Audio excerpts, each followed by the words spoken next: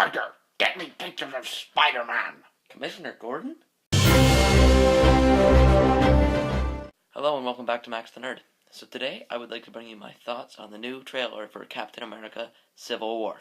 I should point out that I haven't seen any other people's talks about the trailer yet, so there's probably a whole lot that I haven't noticed that you're going to be mad at me for not saying, but I'm only going on the trailer at this point in time. I'm really looking forward to this movie, and this trailer just gives me even more faith that it'll be good. I thought this trailer was great. I thought it had a whole lot of awesome moments, and I'm super excited. First, let's talk about a couple of interesting things from the trailer that gives us stuff that we didn't really know before. There's an elephant in the room, but I'm going to get to that at the end of the video. So first we get a little bit more of a General Ross, who we haven't seen since the Incredible Hulk. And that's interesting because I feel like they might be building up to giving us Red Hulk, which would be great. My one question about Red Hulk, though, and it's kind of important. Maybe they'll explain it in the movies. Where does his mustache go? I don't get it. He's got a big old bushy mustache, and when he's General Ross, and then he turns into Red Hulk and no mustache. Does his skin grow out of his mustache? If that's true, why isn't he bald? Why isn't Hulk bald? What happens to the mustache?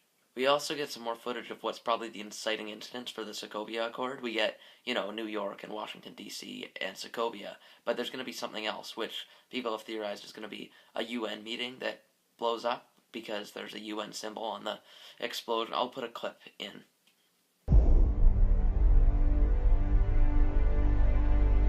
So let's talk about some of my favorite moments from the trailer.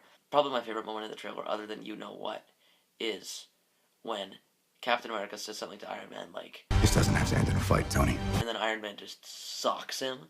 I thought that was pretty great, but I also really enjoy the part where Iron Man, he's got his repulsor up and he's like, "Stay down.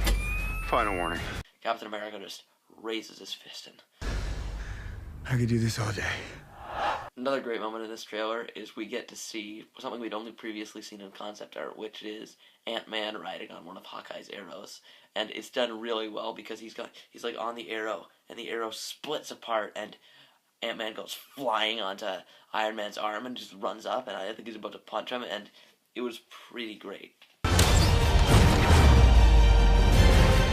Hey, so Rhodey can't die in this, right? Like, since they've showed that in the trailer a lot, that means he's not gonna die, because they would not spoil such a major death in the movie unless it happens in, like, the first 5 minutes, which it won't, because it looks like it's in the same location as the climax in the airport. So, I don't think Rhodey's gonna die.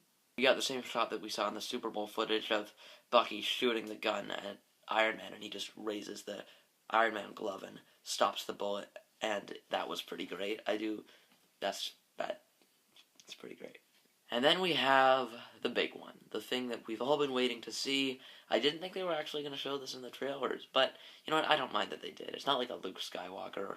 So, at the very end of the trailer, we get Tony Stark going, "Alright, I've run out of patience. On to roost!" And then we see just some webs come down, and they pull up Captain America's shield, and they web his hands together, and we see Spider-Man lands in the back of like a truck or something, and he's got Captain America's shield, and he's all, "Hey everyone." So what did I think of this Spider-Man outfit? So I'm going to actually go into a bit of depth about what's in this outfit, and I'm going to talk about what the details of it. So I do quite like this Spider-Man outfit. So let's talk about some of the specifics. So also we get his eyes move a little bit, like his spider eyes. They have a little bit of expression, actually, which is great. It's similar to what they did with Deadpool. And maybe you can add a throwaway line in there about how it works, but you really don't ultimately have to explain it. I think it just works, because in the comics, Spider-Man has expression. And I think maybe don't go too far. Like, don't get the total shape of the eyes changing. But some expression is good. We can also see in it, he's got this little belt, which I think holds web cartridges, which says to me that he's going to have web shooters. I do prefer the web shooters to the organic webs. I just like the idea. It shows that Peter Parker's smart and has the ability to actually do smart things. So yeah, that's pretty much my thoughts on this trailer. I thought it was a pretty great trailer, and I'm super excited for this movie, honestly. I cannot wait. I can't wait to see it. I can't wait to see these heroes going head to head. I can't wait to see Spider-Man. I can't wait to see any of this. I'm so excited. I also hope that they don't show us too much more. Maybe give us 1 or 2 more trailers. But don't go like Batman v Superman, which is something I do want to talk about really briefly. Just, they have been doing so much. They've been showing, I think we know the whole movie at this point. It was pushing it when that 3rd trailer showed Doomsday, but then released a final trailer, which, to be fair, was the final trailer. But then they've released like 50 TV spots and promotional stills, and I haven't looked at most of them because I don't want to have the whole goddamn fucking movie spoiled for me.